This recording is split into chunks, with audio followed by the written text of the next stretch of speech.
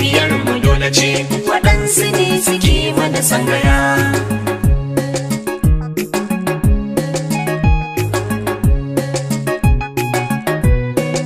Rana da zafi sannan inuwa guda, kuma gashi mun saba muna murna, kuma gashi yau rana tsakan muna ban kwana. Ya zani ne tafiya ba dare rana, mun bar garinmu wasu ne suke yi mana sangaya. Garinmu da zafi tafiya da mai rabo daɗi, tafiyar mu dole ce, waɗansu ne suke mana sangaya. Mutana ku gani yanzu ba a auren dole, ku sani cewa so a yanzu ba lalle. Ku bar mu da juna kar ku samu ni tsalle, tunda mun saba sai ku zo ku sa lalle. Mu je mu tare ɗakin mu ku bari mana sangaya.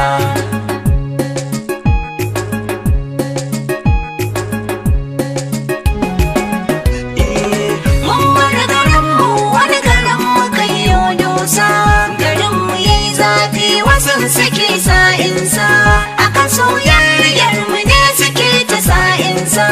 Aure ba dole sai ku daina sa'insa, kuna ta sa'insa kun tsaya kuna mata sangaya. Garinmu da zafi tafiya da mai rabu daɗi, tafiyar mu dole ce, waɗansu ne suke mata sangaya.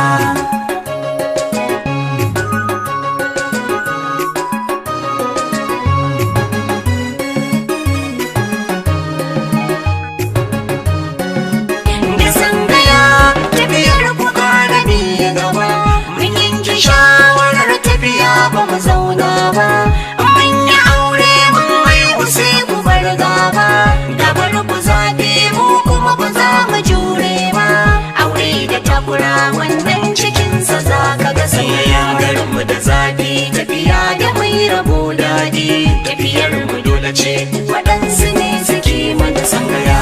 Mu da Allah sarkin da ya yi haɗin kanmu, sarkin nan wanda shi muke roƙo muna samu.